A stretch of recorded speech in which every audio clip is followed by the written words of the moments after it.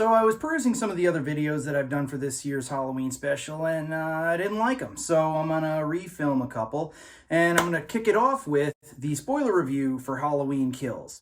As you know from my previous review, I did in fact love this movie. Watched it again with my wife. Loved this movie. She did not, which is understandable, and that's actually partially what I'd like to talk about today. This movie is bloody violent.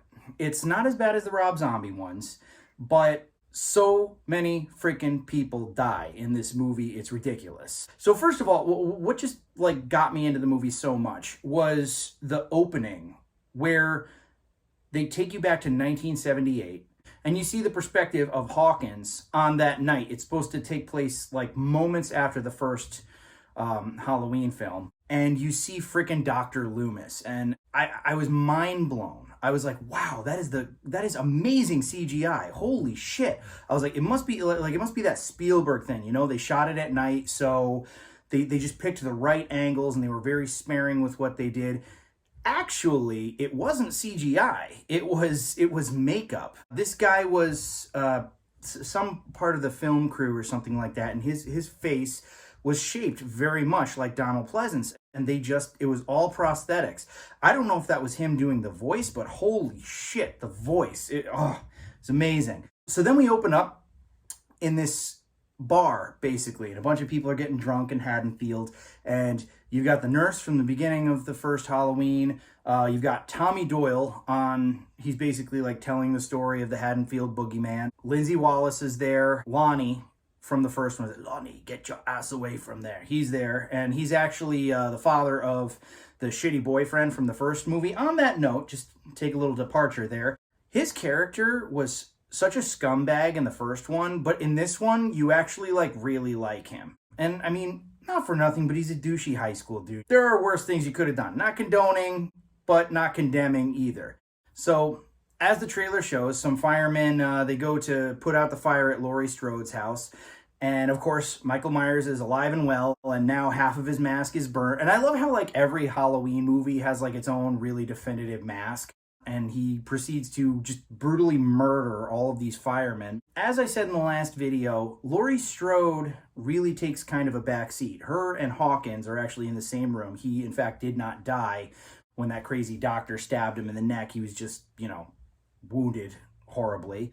Tommy Doyle, now played by Anthony Michael Hall, basically takes the whole attitude, the boogeyman's back. Well, you know what? You protected me last time. Now I'm going to protect you. Oh yeah, and Charles Cyphers actually returns as Sheriff Brackett, except he's not a sheriff. He works as hospital security. And interesting part, they actually show the footage of his daughter on the gurney, which is actually from Halloween 2, the original Halloween 2.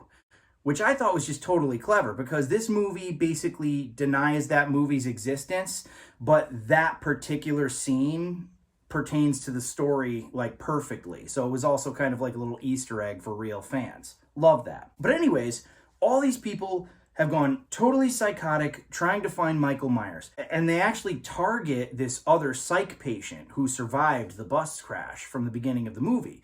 They think that he's Michael Myers without the mask, and they are dead wrong. So on his way back home, Michael Myers just goes on a merciless killing spree. He brutally murders 2 old people. I mean, it was actually pretty disturbing. It was disturbing for a not Rob Zombie Halloween movie, you know what I'm saying? I mean, I've seen worse in a horror film, but still, it was oh God, that's fucking awful. He brutally murders these old people, brutally murders a gay couple who are now living in the old Myers house. And it turns out that was his only motivation really ever, was just to go home.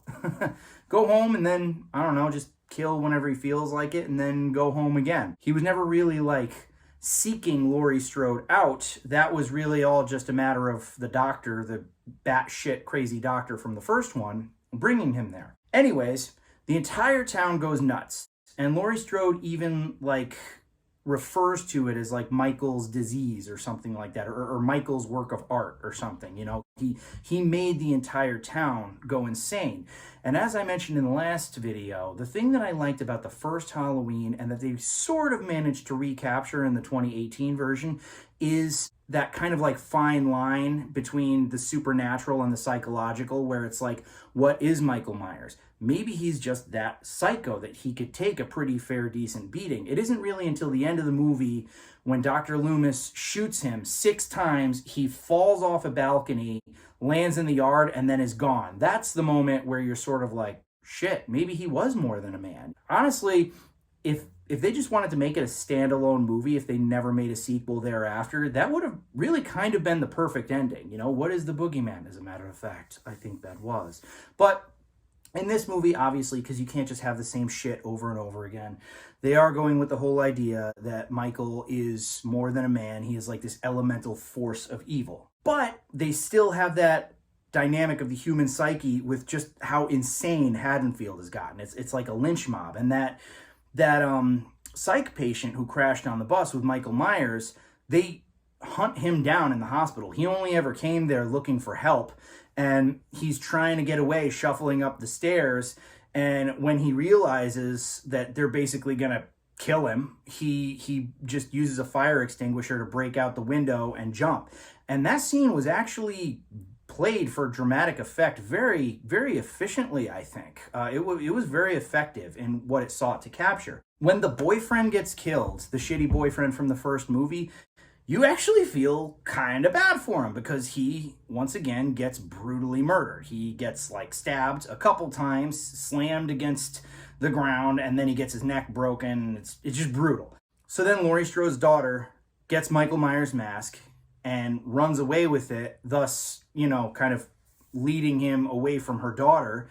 And at first you think, oh, Michael Myers is just going to kill her, but then she rounds a corner, and there's Tommy Doyle with a baseball bat and all the other members of Haddonfield, and they're just waiting for him. It's like, all right, motherfucker. So they just start pelting the shit out of Michael Myers. I don't know why she did this, but Laurie Strode's daughter does go up to that bedroom, his Michael Myers' sister's bedroom, where he used to look out in Haddonfield. But Michael Myers basically takes the beating from all the people, gets back up, murders all of them. Tommy Doyle is dead. The nurse from the first one, I mean, she dies way earlier, but she's dead.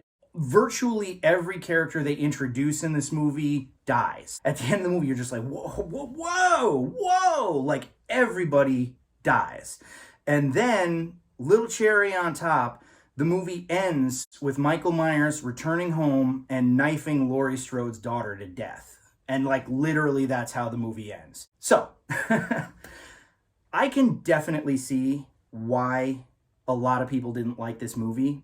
It is kind of a senseless bloodbath. Well, I wouldn't say senseless. It's a bloodbath. They do go through characters like tissue paper. A lot of people probably weren't happy with the fact that the only, frankly, 2 survivors from the first movie are Lindsay and Laurie Strode, and they'll probably kill Lindsay in the next movie and Laurie Strode in the next movie. I get it. They just eat through characters, and the movie doesn't feel complete, but I don't understand really what people were expecting, frankly, because they announced that Halloween Kills and Halloween Ends were filmed back to back and that they would be released subsequently. So it was all part of the plan. It's supposed to be a trilogy. So I really didn't expect like a very solid ending. I mean, even before they announced those 2 sequels in the first 2018 Halloween movie, when I saw the fire at the basement staircase and Michael Myers wasn't standing there, I'm like, oh yeah, he's not dead. It is a bloodbath of a movie. It is almost kind of like really cynical. And I mean, the way my wife put it and the reason why she didn't like it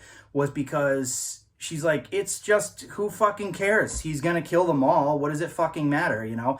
And I get that. I get that. And I also think that, you know, just the consistent mind-numbing violence, it's like some people were probably just like, this is a shitty movie.